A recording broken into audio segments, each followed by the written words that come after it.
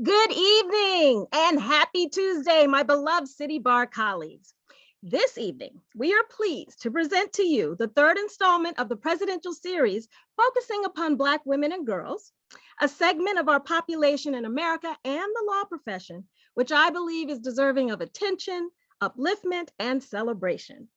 And as the first woman of color, and more specifically, the first Black woman to serve in the position of president of the New York City Bar Association, I wanted to have this series as a type of homage, if you will, to my beautiful, smart, and talented sisters, especially those in the New York City legal community.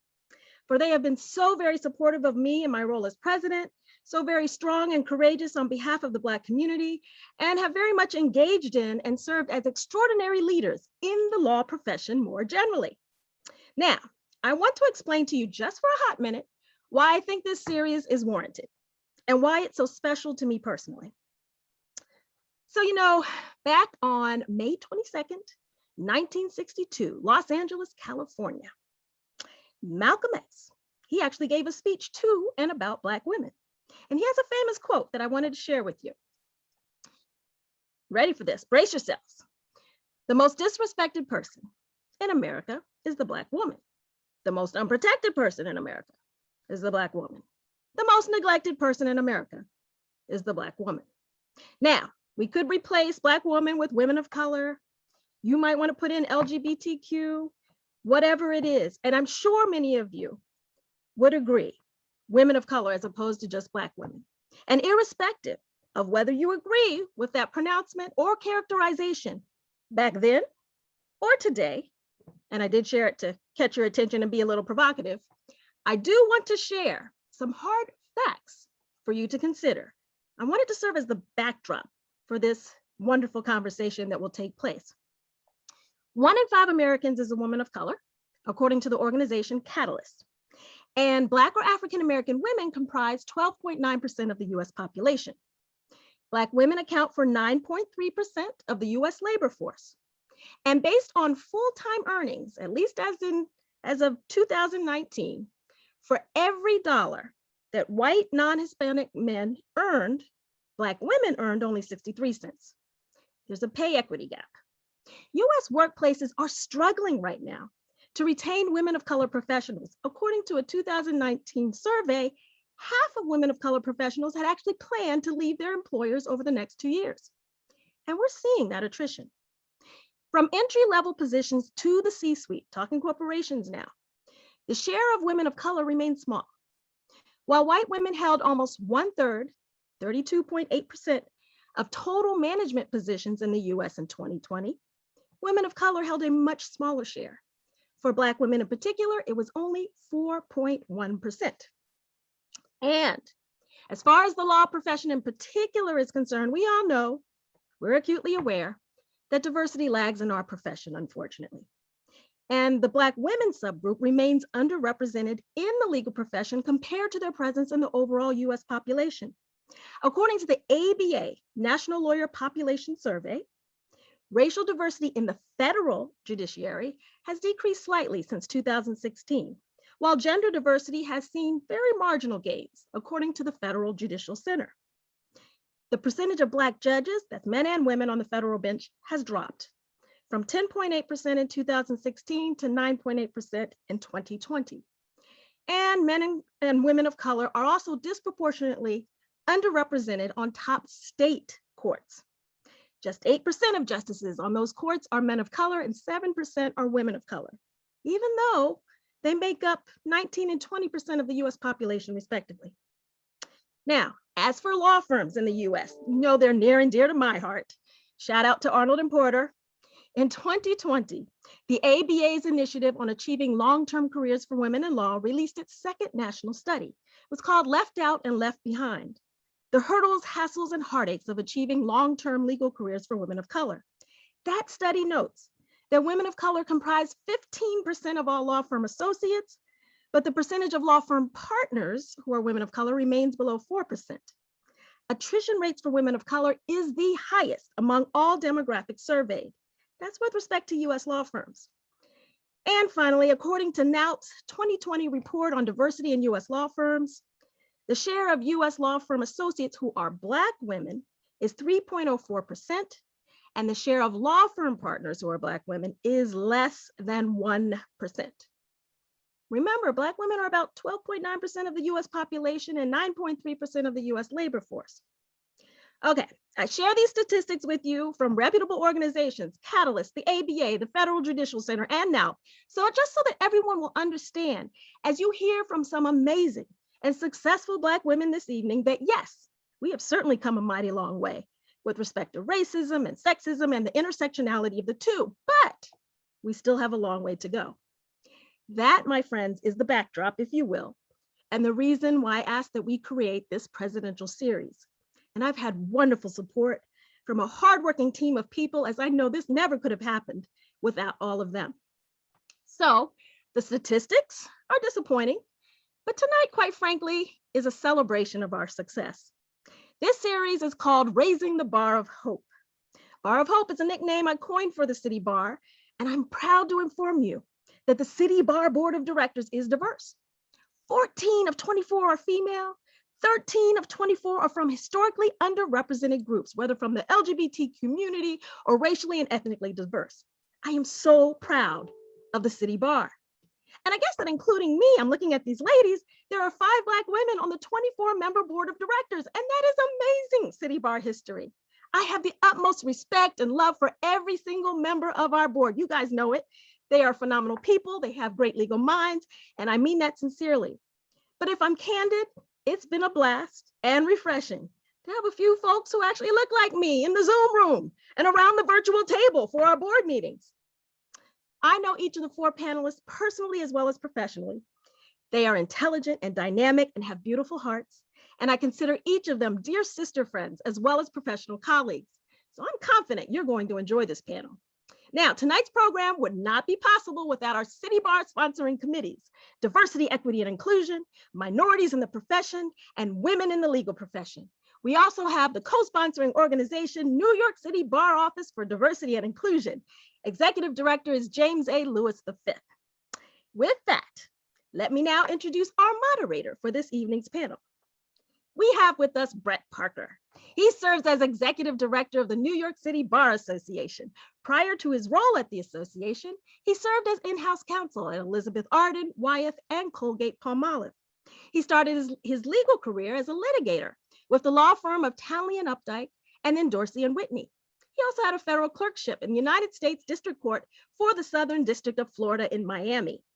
Bret earned his BA degree from the University of Pennsylvania before earning his JD from Fordham Law School. Notably, Bret's the former chair of the Trademarks and Unfair Competition Committee of the New York City Bar, and he's a former member of the Pro Bono and Legal Services Committee. Bret currently serves as co-chair of the Patient Council of the Michael J. Fox Foundation for Parkinson's Research. Battling Parkinson's with courage and grace, in his spare time, Bret runs marathons, y'all.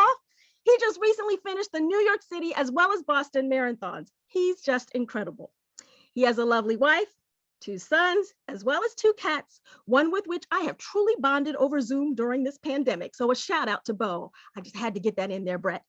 Bret Parker and I have been working very closely together for the past 1.5 years, and I dare say we've become close. He's not only my Bar of Hope colleague, but my dear friend. And he's indeed an advocate of diversity, equity, and inclusion, and thereby a beloved ally. With no further ado, I pass the mic over to the inimitable Bret Parker. Thank you, Sheila. As usual, you give too generous and enthusiastic an introduction, but thank you so much. I appreciate it. Bo and Joe say hello. As I told Sheila, I've locked them out of the room, so they won't be intruding on us. So I have to say, this is in some ways a very easy role for me tonight.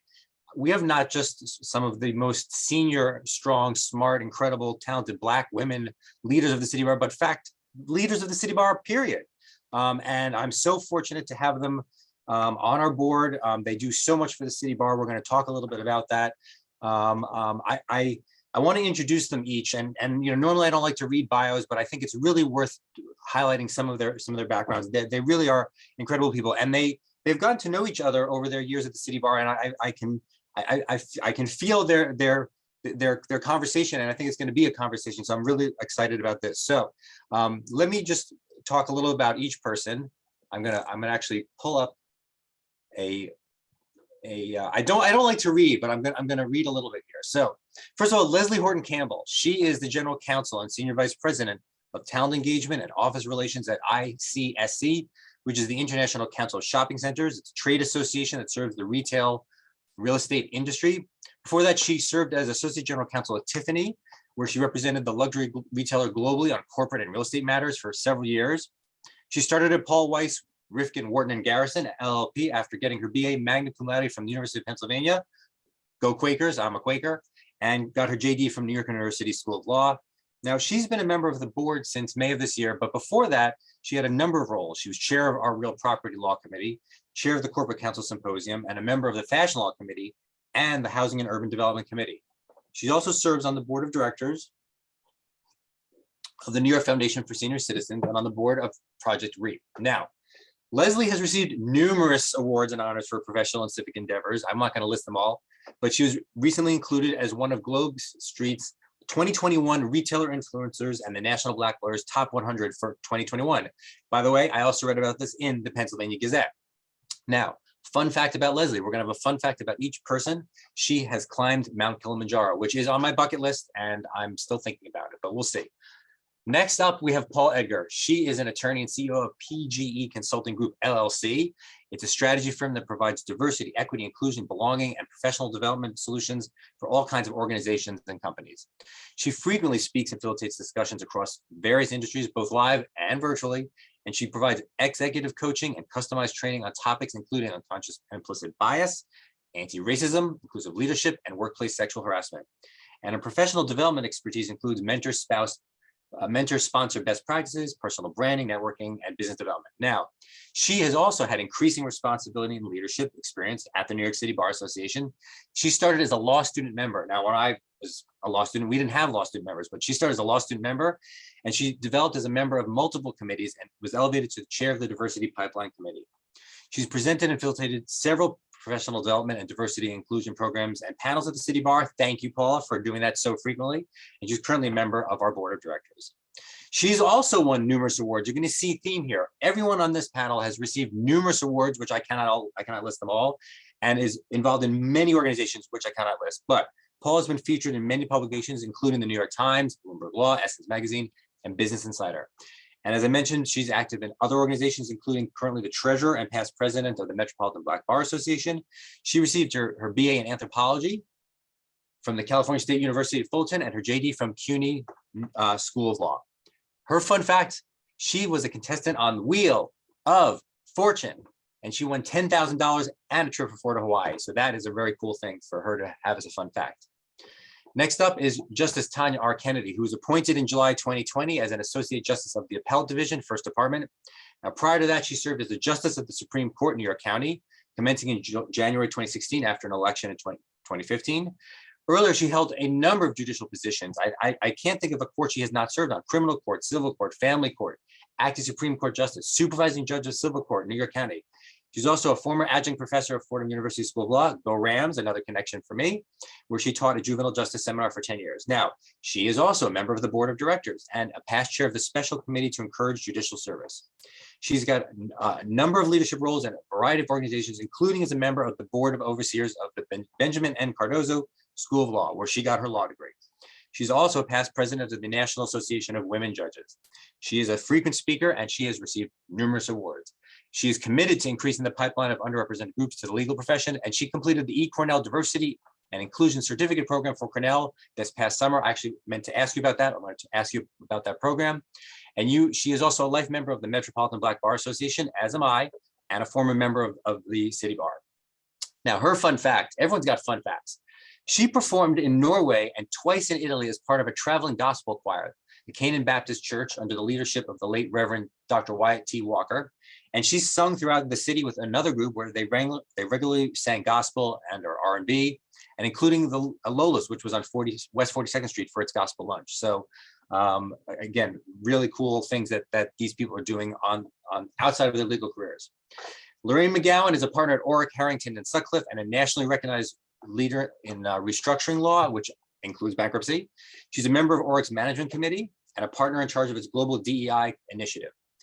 She co-leads their automotive technology and mobility group, and she served 2 terms on the firm's 11-member board of directors and previously chaired Oric's restructuring group.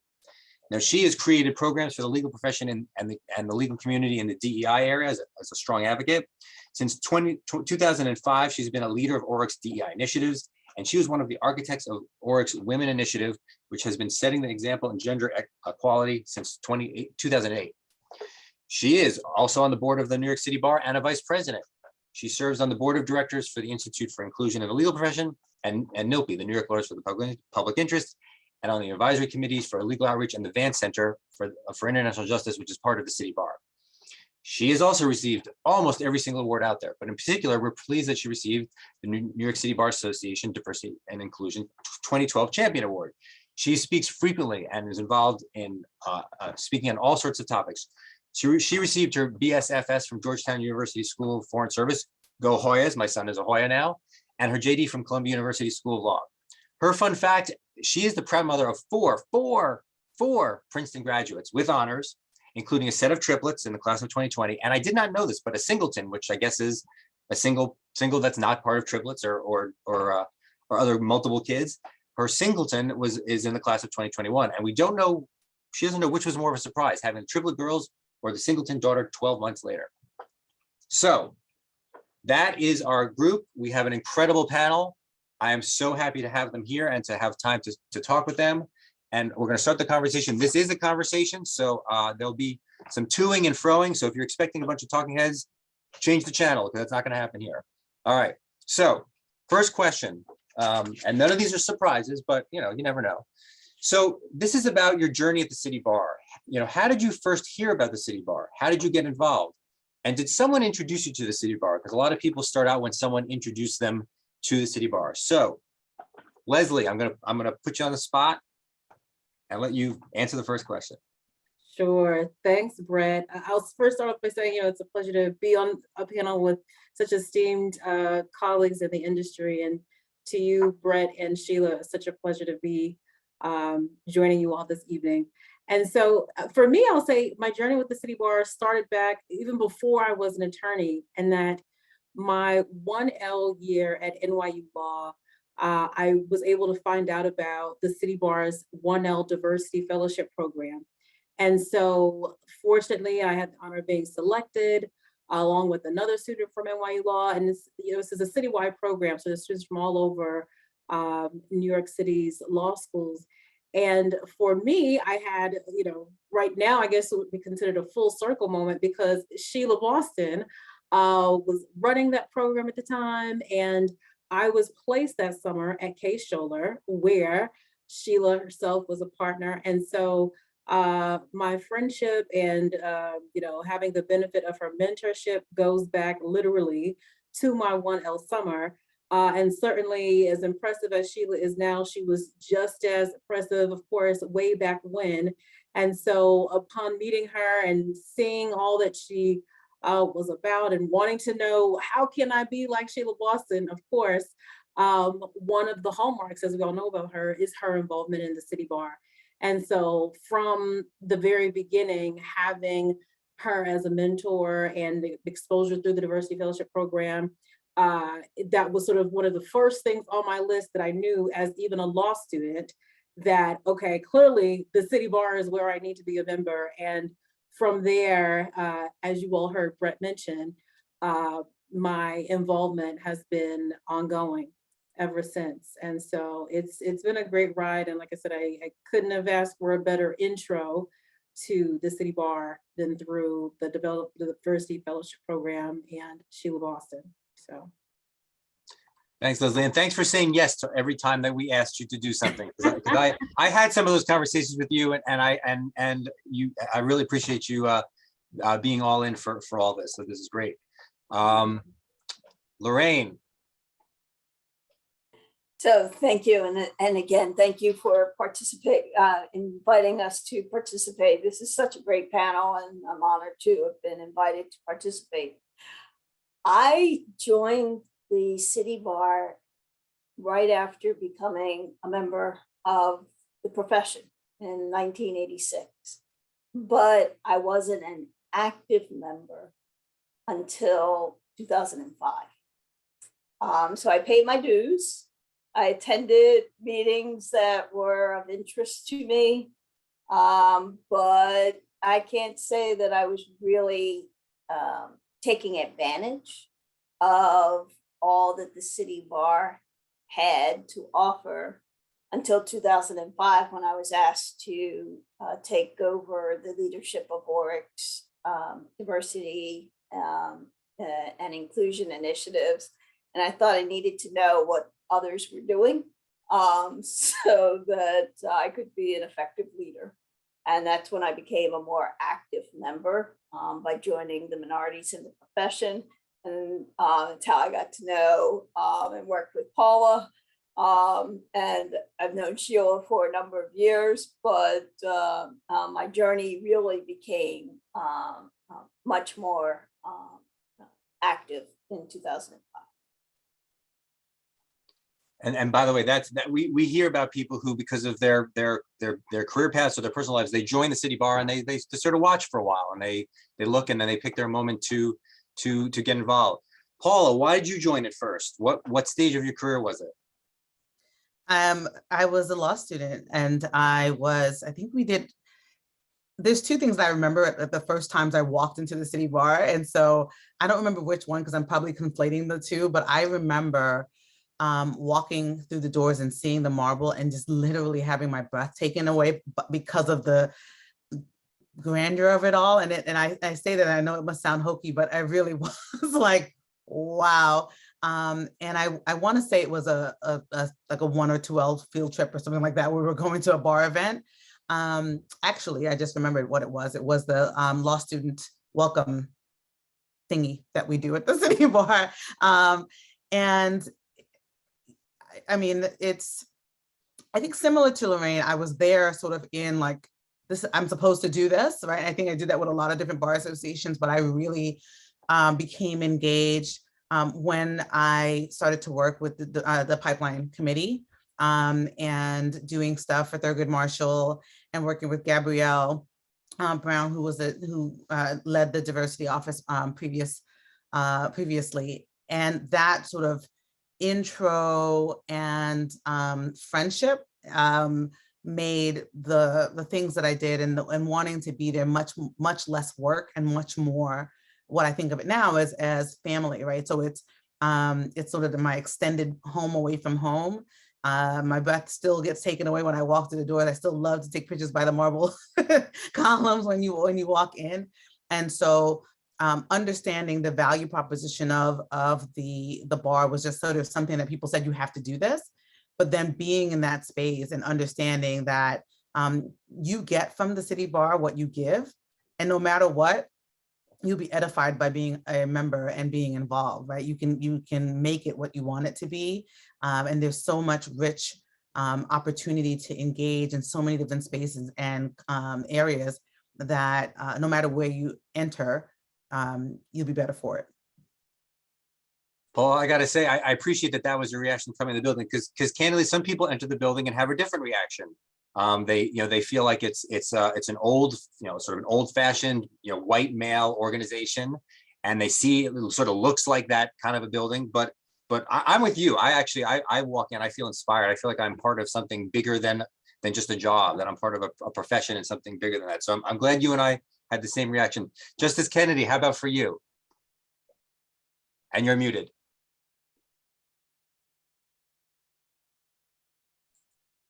All right. When I was first admitted to the bar, I began my practice in the Bronx, and I was very active with the Black Bar Association of Bronx County. And once I left and became a court attorney in 1999, that's when I started to attend various city bar events. And so I was really impressed with the various CLE offerings, certainly the networking opportunities, but I didn't join right away. It wasn't until 2002 that I joined. I think at that time I was probably 9 years out. But as soon as I joined, I became an active member of the minorities in the court. committee. And I've been active ever since. The city bar is just a wonderful organization, and I'm glad to be a part of the family. Well, we're glad to have you. I have to say, it's really refreshing to have a judge like yourself who actually, rolls up her sleeves and gets involved in the day-to-day workings of a committee. I mean, I saw personally how you did that and how you do that, and I think that's great, and I thank you for that. Laureen, talk a little bit about, so you as you said, you joined, but you didn't sort of join a committee or get involved for a while. So when it happened, how did it happen? What did you do? So I joined Minorities in the Profession, and I'm really thankful that I did. And, it gave me an opportunity. It wasn't just the networking, it was meeting people from all different types of firms, right? So not just big law, not just in my space as a restructuring lawyer, not just people of color. It was just, and you get to go all in, and then realizing that you have the opportunity to be involved in so many different substantive topics. So I went from Minorities in the Profession to Enhanced Diversity, to the Vance Center for International Justice, which, as you know, Bret, I'm very passionate about. It's the African Committee.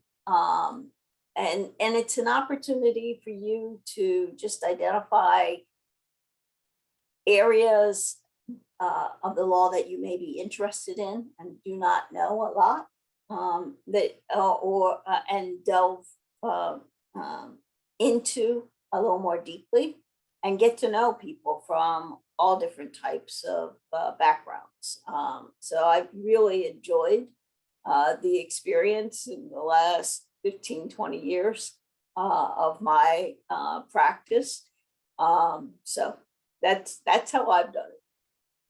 That's great. And I'll tell you, the Vance Center is it's not always something that people who just serve on committees or in other roles learn about. And since I started this job about 8 years ago, I've learned a lot about it, including the South African Legal Fellows Program, which is amazing. And it's just so much exciting work that they're doing. And so thanks for that. So, each of you has had a number of different roles. So Paul, how did you move from one kind of engagement to another? And was it your prompting, or did someone suggest it or ask you to move to another role? How did that work for you? I think it was a collaboration. I, like Laureen, I understood that obviously the stats that Sheila was mentioning at the beginning of our session are sobering, and they haven't shifted that much in the time in which I've been an attorney.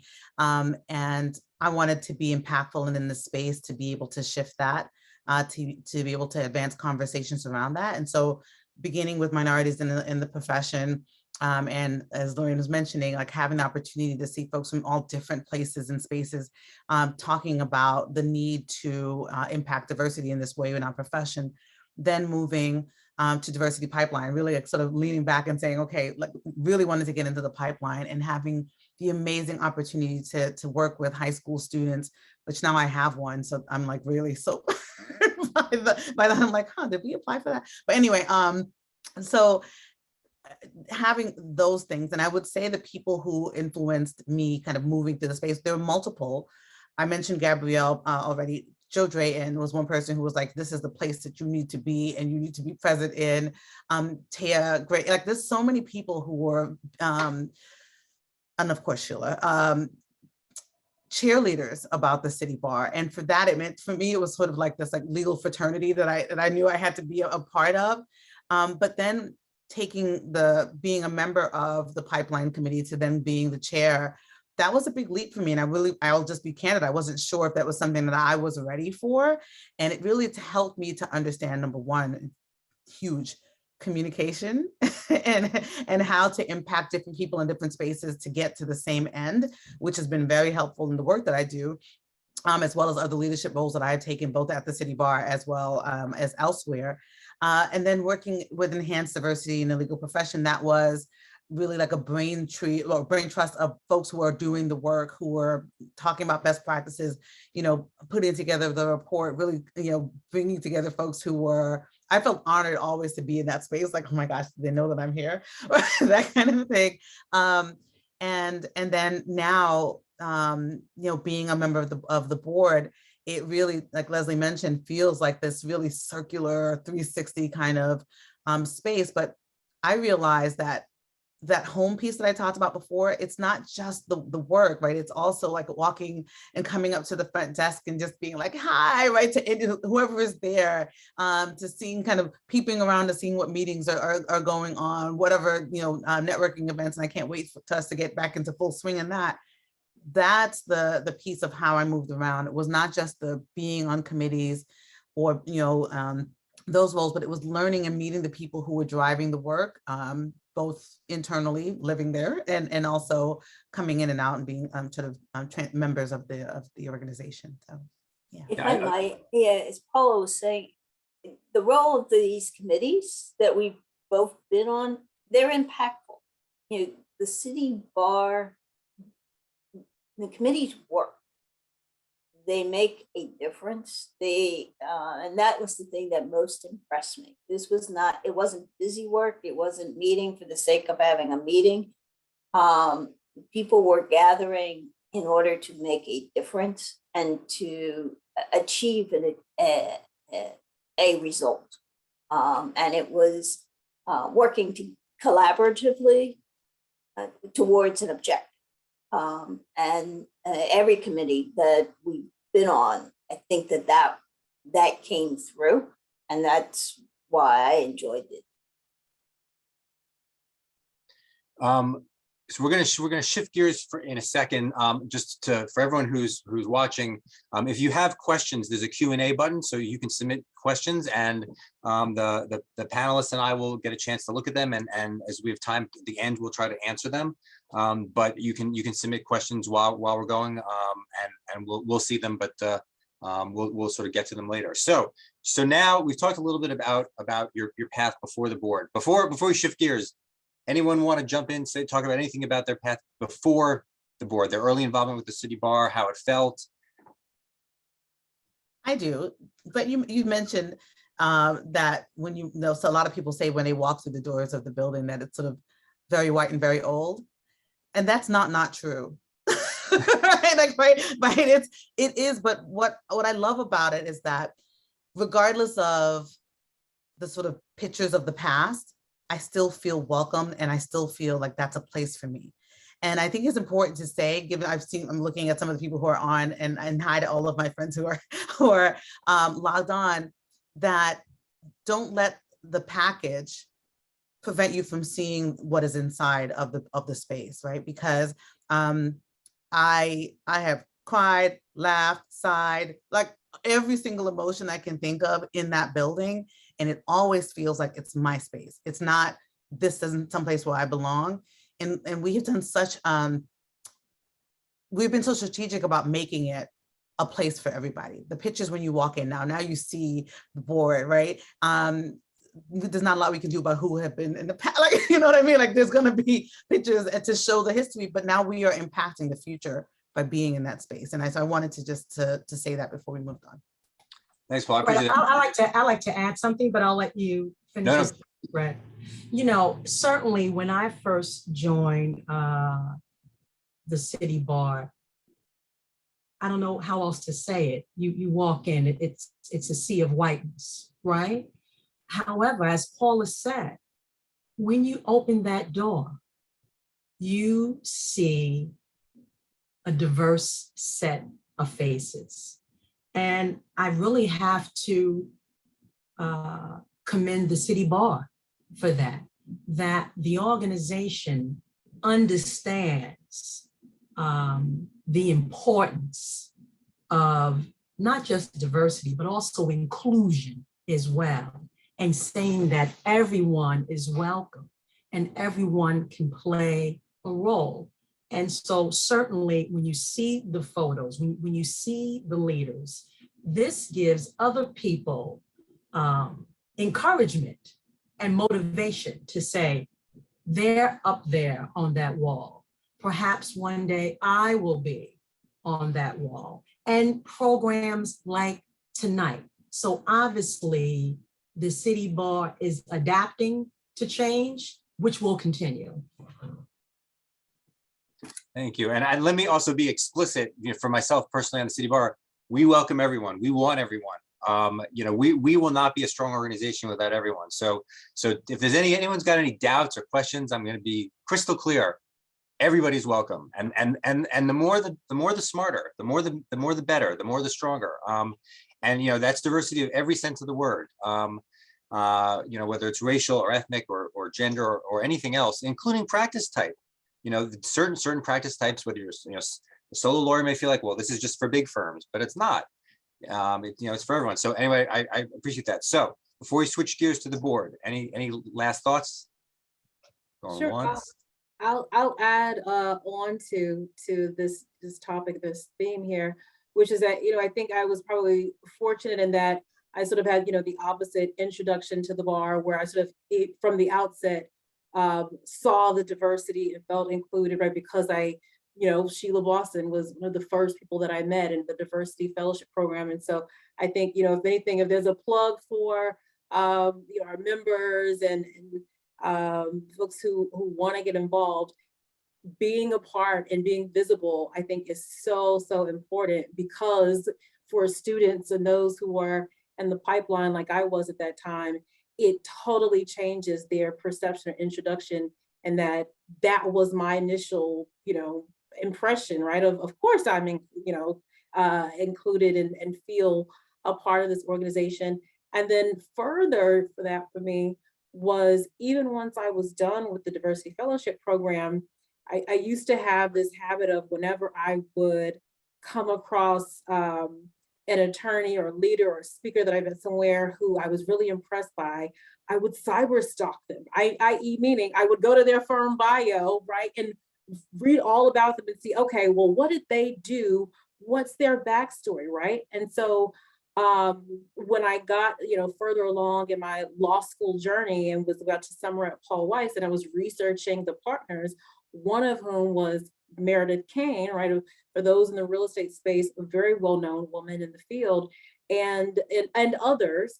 And one of the common threads, I feel like I had unlocked the Pandora's box, was that I saw that everyone that I kept meeting who was at the top of their game in the areas that I was interested in, all were not just a member of the New York State Bar Association, but all had been on certain committees. And so for me, in addition to my exposure to the internship program, to the diversity fellowship program, I also began to say, okay, if you want to be successful in commercial real estate, okay, I need to be on the real property law committee. I need to be on, land use committee, because those were the places.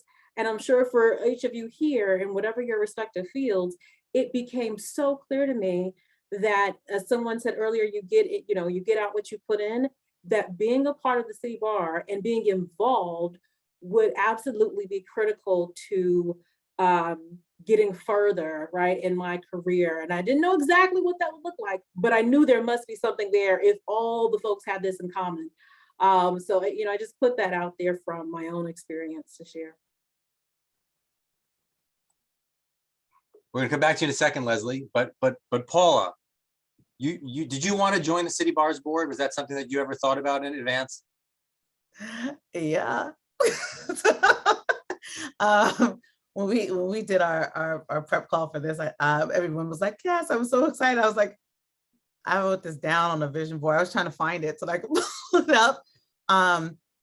Leadership is very important to me. And I mean, I know it's important to all of us, but vision leadership to me, like when you say, this is where I want to be, there's something special about it. And I when it comes to the city bar, because I feel so much passion about the place and the space and the work that we do, I definitely wanted to. And I remember having a conversation with Gabrielle where I was like, I don't think I can, because I'm not a practicing attorney, right? But clearly that's wrong. So, and lesson learned is don't tell yourself no, let other people tell you no. And so, you know, getting and being on this board was, people were like, thought I was on the board for much longer than I was, because I was like, did you know that I had been nominated? Did you know that right? Like, I was like talking the talk because I'm so excited about it and I really love the institution. So yes, I was strategic about wanting to be in places and spaces, but particularly in this role. And I'm super proud of the designation and happy to be able to do the work at this level. Paul, thanks. I'm glad that we got one of your pearls of wisdom, because on social media, you have lots of pithy pearls of wisdom. And I actually thought we'd have a few more of them by now already. So I know the night is early. Leslie, so you didn't have the same sort of thoughts about the board. Tell us about your experience of getting on the board. Sure. So I honestly had not ever even thought about joining the board. Certainly I was beyond honored and surprised when I did get the outreach about it, because it wasn't anything I had ever planned or intended to do. And if anything, my husband was on right now, he'd laugh at me and shake his head, because at the beginning of the year, my vision board for the year, one of the things that I had pasted on there was say no.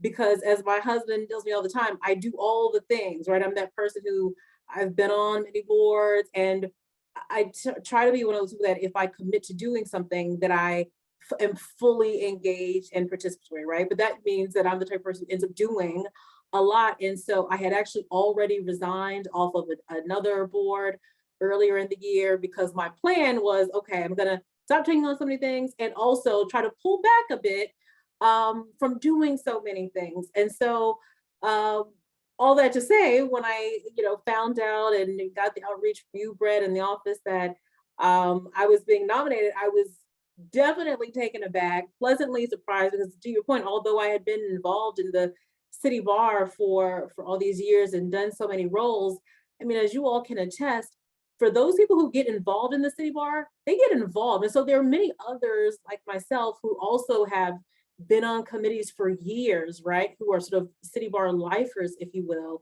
And so I was so distinctly honored that when I got home and told my husband, I said, can you believe that, I know I said that I wasn't going to take anything, and I know you're shaking your head right now, but, and Sheila Boston is the president, I cannot. I was like, oh, okay, if I'm going to make an exception to my whole vision for the year, this will be the exception to doing all the things. And so long story short, clearly it has truly been an honor to have accepted the nomination and to be now on the board. And absolutely, it's a worthwhile experience that, like I said, wasn't expected, but certainly am beyond honored to be a part of and to have the honor of being even selected and nominated. So that's how I ended here. At the city bar, the reward for great work is more work. So that is actually one of my lines. Yes. So sorry about that, but not sorry. So maybe if Justice Kennedy and Laureen could talk a little bit about what it means to serve on the board. What is the work? How does it function? It's this secret room and no one knows what goes on in there. Maybe open the curtain a little bit and tell people about what happens at the board. Sure. Bret, I want to take a step back, and I have a similar story to Leslie, because when I received a phone call, certainly I was surprised and honored, but I was really hesitant, because I said, I'm on too much stuff. And I also resigned from a number of things because I really wanted to clear my plate and I didn't want to overwhelm myself. So I was really appreciative in having a number of phone calls, you and some others, to really find out about the time commitment, if I could really do it. And after the various phone calls, I felt, yes, I can do it. Because I have to tell you, Bret, you're right. Once you take a leadership role, there's just more work. Because I have to say, I had just pretty much, I think, finished up with my chair, the special committee to encourage judicial service. And you know, I loved that work. I had an awesome committee. I even enjoyed the work when I was a member. So I just didn't give it much thought. I just said, you know, I had a great experience. That's it. I thought, all right, I'm going to continue, not a board. So let's switch to the board, because obviously the first thing we have to look at is, who is the city bar? Who are we? And so one of the things is that the board is charged with focusing on the organization's mission. So when we say, who is the city bar? Certainly it's an organization that's committed to preparing, organizing a diverse legal profession to practice with excellence, promoting the reform of the law, upholding the rule of law and access to justice, and certainly speaking out on the important issues that not only affect New York City, but New York State, the nation, and the world. So that's who we are, the New York City Bar Association. That's the mission. So the board is charged with focusing on that mission, work, and strategies as far as making sure that the goals and objectives are met, overseeing the programs, activities, certainly managing risks. What are the risks? Financial, certainly cyber, COVID, supporting the work of the organization. So obviously, when we meet, and right now is virtual, these are all of the things that are discussed when we look at the prior work, when we look at what's before us, when we look at things that need to be addressed, plans for the future. And so that is, in a nutshell, what we do. You know, certainly certain initiatives. Should we do this? Should we do that? We talk about certain committees. Should we have new committees? So on and so forth. So that's a little sketch of what we do. Yes, and I agree. Thank you, Judge. Totally agree. And in addition, I think we're thinking about the future and the role that the city bar should play in shaping where our profession fits into the future in terms of our law students, our new attorneys who are newly admitted, and overseeing the committees and the work of the committees. You know, I will say that was a surprise to me, sitting on the board, that the role that the board has in overseeing the work of the committees. But I think that's a good summary. What the dynamic of the meetings, is it are there disputes? Is it collaborative? I mean, what's the how does the culture feel, on the board? I think it's very collaborative. I think the effort must be that you choose people that have worked with the city bar and have been in leadership positions and are collaborative in order to achieve the city bar's mission. Do you all agree, though? I agree with Laureen. Oh no, I mean, do you agree in the meetings? Like, does everyone just get it? Like, does everyone agree on everything? Oh, no. No. You agree to disagree, and it's always done in a very respectful way, because I know that all of us have been on other boards, and maybe it hasn't been that way. But I can honestly say that people respect one another. certainly very vocal in how things should go, suggestions. And those suggestions and comments are always welcome and encouraged. It's an excellent group of people.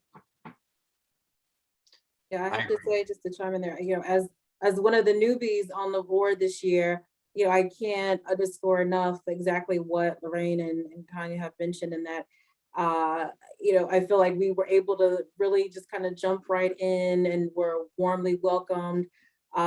Everyone has been so collegial, so collaborative and nice, such that, even if you are the new person like myself and have a thought or idea, there isn't this sort of trepidation that I think, sometimes with organizations, there's a feeling of, oh, you've got to pay your dues first before you can have an opinion, right? And that's certainly not the case at the city bar, where it's such a warm and welcoming environment. So I think that's been particularly just a great experience for me so far. Great, thanks. Let's shift gears a second and let's talk about the ways that the city bar has helped your personal and professional development. I mean, I tell the story that when I was at my law firm, it was someone who I'd met at a bar association event who actually recruited me to go in-house, and it was through a bar association event, and just sort of that. So that was a tangible benefit for me, is I actually got a job, a great job, and a switch in my career path. So for all you, concrete examples of how this has helped your professional development or personal development? Sure, I can share. Similar to you, Bret, I got my transition from the firm at Paul Weiss to my first in-house role at L&M Development Partners was directly through my involvement in the city bar. In that, rewind again back to those early years where, I have to admit, my first committee that I applied to be on was the Real Property Law Committee, because again, I'd done my research and that was the committee that you need to be on.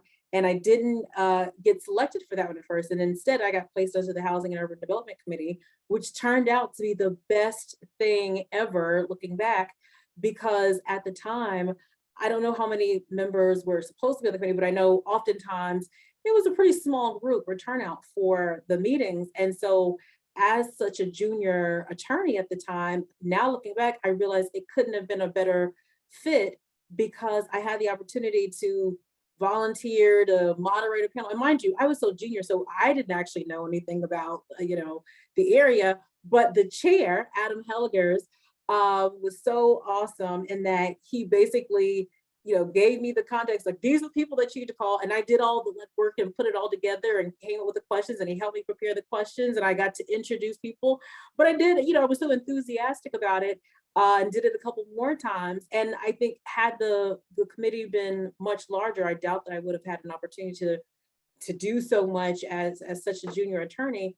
But fast forward, I did my time on the committee, a year had gone by that I'd rotated off, and out of the blue, Adam calls me up and says, hey, I don't know, I know you're employees, but I'm at L&M, and we're looking for a junior attorney. Would you be interested? I was like, of course I would be interested.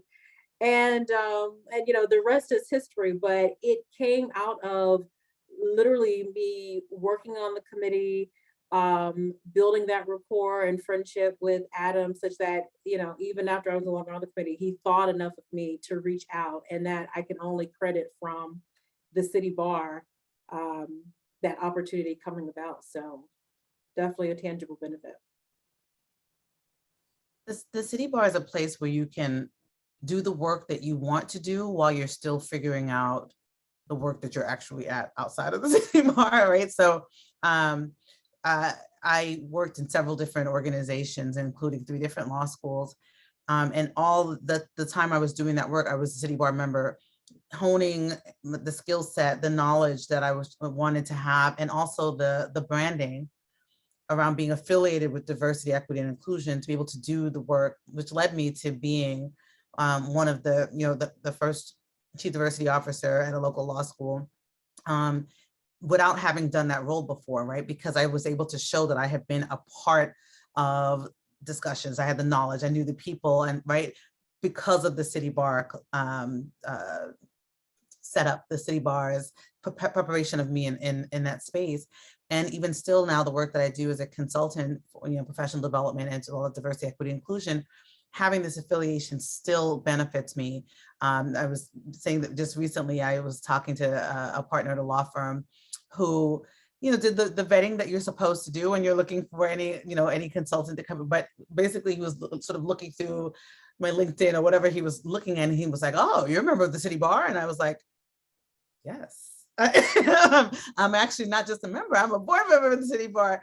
And that, the way that he said it was like a good thing, right? Like that affiliation all continues to help me, because it's not a little thing to be able to have shown your leadership and then to elevate to this space. And so not only did I have the opportunity to learn and grow and engage and build my network, but as Leslie was mentioning, to do things that were for me stretch assignments that I gave myself in order to get myself to another level. And when I, talk to folks, Bret, here's one, I'm about to give you a drop some knowledge that when you want something, you think strategically about how to get there. And it doesn't just have to be that you're hired in that space. So you use the city bar, visioning for what you want to get to that space. To who do you want to meet? How do you want to impact the profession? What do you want to learn? This is a resource to be able to get to all of those things, and using it strategically will lead to success, maybe not in the way you think it is, but definitely in a space where you can make it whatever you want it to be. How do you all manage? I mean, you all are involved in so many different things, and some of you have tried to say no to some things, and we have our secret weapons that we deploy to get you to say yes. But how do you manage everything, and how do you juggle your time commitments, and how do you prioritize? My Google Calendar. I have become so task-oriented, and I set out blocks of time with respect to my preparation for oral argument or other work assignments. Then I do the same thing with extracurricular activities with respect to reading reports, et cetera, et cetera. But within that, I also have to carve out time for myself. One thing that I'm still working on, I haven't found a good fit. I really like reading the paper. I like folding the New York Times. I like folding it. And sometimes I get to it. Other times it's a pile, but I don't beat myself up. I just tweak the to-do list, because, there's always this thing about balance. And what I've come to learn, it's really not a balance. And the term that you use is so appropriate, Bret. It's about managing, because something is always going to take priority over something else. And when we're talking about the work, when we're talking about the extracurricular, I turn off my phone, or I have it in the other room. So I don't answer phone calls, I don't answer texts until I finish, let's say, a 3-hour block of time. Then I'll take a little break. So that's how I do it. I'm really, really conscious about time and my to-do list. So let's say if I have 5 things, if I do 4, that's excellent. I just have to put the 5th to the next day and rework the plan. That's it. Sounds easy. No problem. Oh, no, trust me. It's work.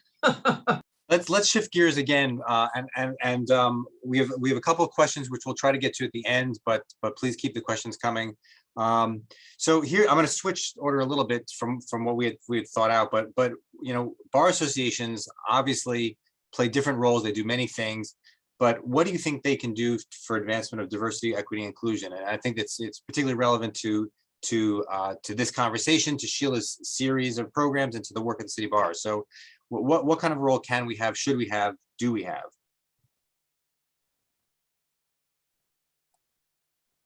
I'm happy to jump in here. Oh, go ahead, Paula. No, Leslie, you go for it. Okay. No, I mean, I was going to start off by saying I think that the city board absolutely should be at the forefront of driving that charge, and that I think just given the nature of the type of organization we are, right, where we're drawing in attorneys from every corner of the city, that if not the city bar, right, what organization, you know, I think we absolutely should be right in the midst, and I think we are positioned to be able to bring, you know, those of us who are on the call as well as allies, right, to bring in everyone together so that those, you know, like Paula, we all, the rest of us, have the benefit of sort of following her lead because she's sort of the experts in this area to kind of help inform the rest of us, allies and people of color. And so I absolutely think that we're on the right track in terms of being at the forefront and really using the city bar's position as a connector between firms, corporations, individuals, small law firms, even those who may not be practicing, right? I think we play such a central figure that it makes sense. So Paula, to you. I mean, you snatched it right out. It was a perfect lobby back and forth. The only other thing I would add is that we are at an intersection of excellence. Like we are, right? So it's the people who are doing the work. It's the folks who understand that us being seen in a different light will impact the profession. It is folks who understand that looking at the pipeline and making sure that we continue this. The only word that keeps coming to mind is excellence, right? When we are thinking about stuff all the time. We are a megaphone for justice in this profession, right? Like the city bar's influence and brand is so, it speaks volumes. And now that you know, and you have this different sort of context about the who is involved, it makes the voice of the bar even more impactful than it had been. And so when you think about diversity, equity, inclusion, that means everybody. Diversity includes everyone and everything, right? None of us are the same. So given that having this platform and having this space in order to advance those conversations, there's no place else that I want to do this in this way. And that's why this means so much to me. But again, for those of you who are listening, who are thinking about how to have your own sort of fingerprint on this, is that there is a space. So whatever it is that you want to add value, and that's another place about why diversity is important for us, is that you can add value wherever you're, wherever you're from, whatever you do, by being involved and engaged. So, yeah. And if I might add, I think what the city bar has done most effectively is use its platform and its voice to bring others to the table. We have a lot of people that are professionals in this space who are effective at creating programs within our organizations. But what the city bar does effectively is to bring others to the table, like managing partners, like judges, like in-house counsel, and particularly the general counsel, to add to the dialogue in order to get lasting change. So, question. You talked about other people. I think many of the people on this Zoom are probably preaching to the choir a little bit. I think I think most of the people who are here probably get it and are supportive of it and are engaged in this work. How do what role do you see for people that look like me? Straight white males. Some of whom may have the best of intentions, but are sort of uncomfortable about how to get involved. They're worried about saying the wrong thing, doing the wrong thing. The concern about offending sometimes paralyzes folks. What advice do you have for others to get involved in this who aren't yet? I would say, just speaking from my own experience, to even just show up and participate and being present, but also engaging, right? Because I think, I think back to myself, right, when I first got involved and I was, a student, right? And so while thankfully I had met Sheila, but also, I think of going to that first committee meeting, right, where you don't know anyone and hopefully you're willing to kind of get out there and engage, but sometimes you may have folks who maybe aren't so comfortable walking right in. And so I think being that person who can show up and be engaged, and when you see particularly those folks of color, particularly those who may be students or young and just starting out, you have the ability to, even just by engaging with them, coloring their perception of not just the city bar, but the profession. Because I think what people will find that if they then are willing to come and show up to the table is that, like myself, while I had the benefit of the diversity fellowship program, I also had the folks like allies like Adam Helders, right, who's a white male who simply from working together, and had it not been from the city bar in that intersection, we might not have otherwise crossed paths, right? Whereas with Sheila, because we have so much in common, I probably would have run into her at church or in Harlem because we have so many other areas of intersection.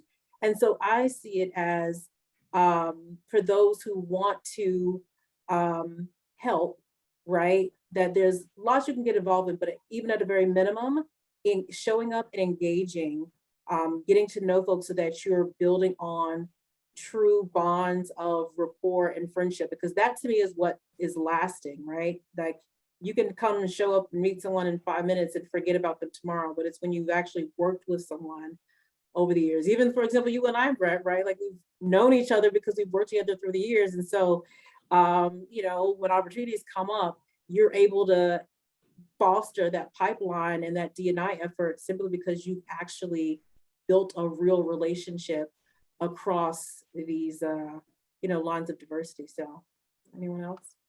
Yeah, I'd like to add something, Bret, just to follow up on what Paula said. I think it's important to educate yourselves, education, ask questions, but most of all, listen.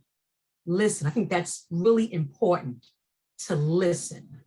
And also invite others to the table. Now, certainly you've done that with me about the board, but I think it's so important to invite others to the table.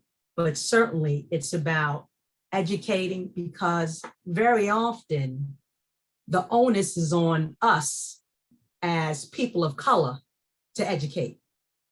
And I take a different view, that I think it should be the other way around, that you want to have an interest in educating yourselves. And certainly being open to have discussions, but ask questions and listen. So those are my thoughts. Thank you. Go ahead. Yeah, so I do diversity and inclusion consulting and training. But one of the things that I remember happening, like when I tell my stories about stuff that's happened, was an incident that happened to me at the city bar. Nothing crazy, but I was upstairs in a reception hall, and someone said to me, it was a white man, a partner at a law firm who I now know and adore, but he said to me, "Can you get me a spoon?" And I was like, what? What?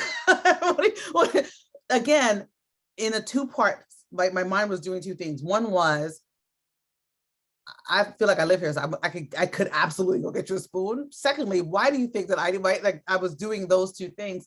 And he hadn't looked at me, but he hadn't ingested who I was. He was looking past me. He was looking at the sort of framework of what he had seen in terms of being supported in whatever space. So I said to him, "I'm not sure why you think that I would be able to get you a spoon, but I can." And that dialogue that happened from that, right, where I wasn't like, "How dare you ask me," which I'm from Brooklyn, I can go there if I need to, right? But what I did was we engaged in conversation. I was like, "You found the right person," because to Judge Kennedy's point, we shouldn't have to educate, but I educate for that's what I do, right? So I'm like, here's what we're going to talk about, is the fact that you didn't actually look at me. And the problem wasn't that you asked, it was the way in which you expected, right? We had to talk about, right? So it was a learning experience. And now we have such a wonderful and really, really actually very robust allyship relationship because of that. And so he'll tell that story to folks where he's like, here's where I made a misstep. And here's how I did better because of the conversation, because we were able to be in a space of joint learning versus this, we did this. And because it happened at a place that I love being able to talk about that story because it didn't go wrong. It went actually well because I felt comfortable enough to be able to engage in conversation in that space. And fostering that type of belonging in a space where you have so many people who feel as if they belong is such it's like a magical thing.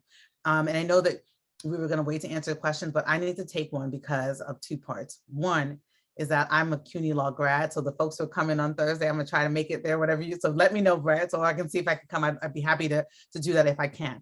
Two, I said it since the beginning, I want to say it again.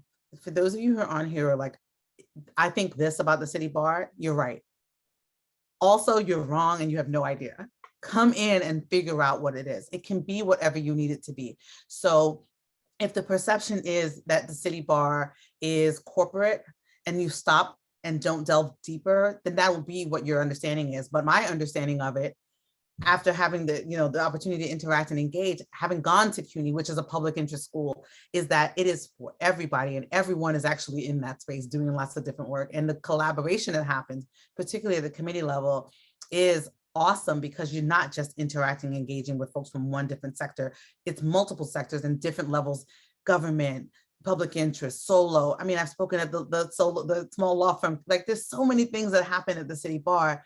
So don't close yourself off to what it is, because it is everything you want it to be, because you're going to be a member, right? Your membership makes it what it is.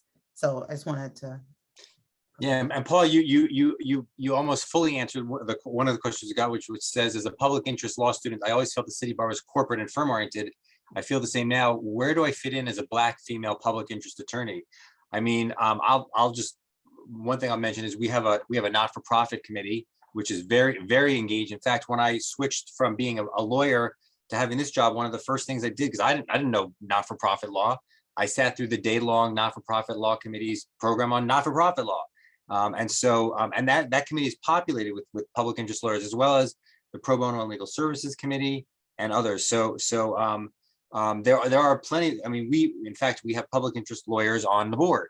So and when we look at the board makeup, we look at diversity, we look at that as a category. We look at how many are big firm, how many are small and solo firm, how many are racially, ethnically diverse, and where are the government lawyers, where are the public interest lawyers, where are the general counsels. So that's definitely there's a home for you, to answer the question. Yeah, and think about the different committees. What's your substantive area as a public interest lawyer? There are so many committees of the city bar. And as a public interest lawyer, there's a committee for you in that substantive area, if that's what you're interested in joining. I do quite a lot of pro bono work, for example, for the Vance Center. And there are members of public interest lawyers on the Vance Center. So there's lots for public interest lawyers to do. And there's lots of interesting work. I mean, we have a right to counsel task force. In fact, just this afternoon, we had the chair of I don't know if it was our social welfare committee or one of our committees, actually was at a press conference with some local representatives to advocate for Wi-Fi for homeless people. And it's a City Bar Justice Center initiative, and literally they were on the curb, advocating for it, and that's again a way for non-big corporate law folks to get involved. Okay, so I see we're, of course, as I predicted, we're running 10 on time.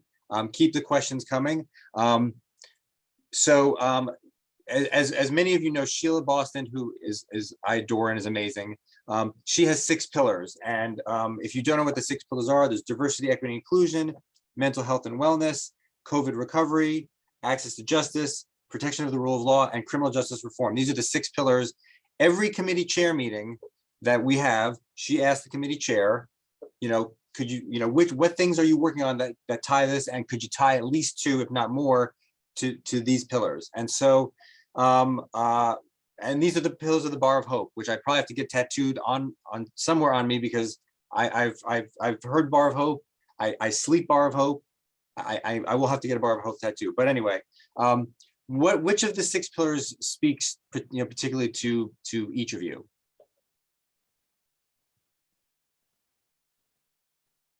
Again, diversity, equity, inclusion, mental health and wellness, COVID recovery, access to justice, protection of the rule of law, criminal justice reform. Yeah. So we could all spend quite a lot of time on DEI, so I won't spend any time on that, but I will talk about rule of law. I am really proud of the work that the City Bar has done on the rule of law. If you have not read the report that the City Bar issued on voting rights reform, yeah, I really recommend that to everyone. But every meeting that we have touches upon the issues that we're currently encountering on the rule of law, both in New York, in the city of New York, the state of New York, federal government.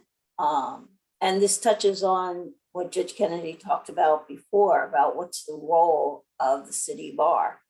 The rule of law is one of them.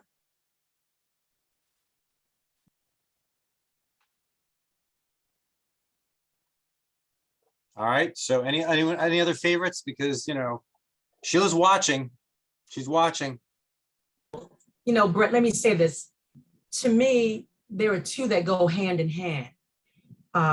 Access to justice and diversity, equity, and inclusion. To me, diversity, equity, and inclusion is an access to justice issue.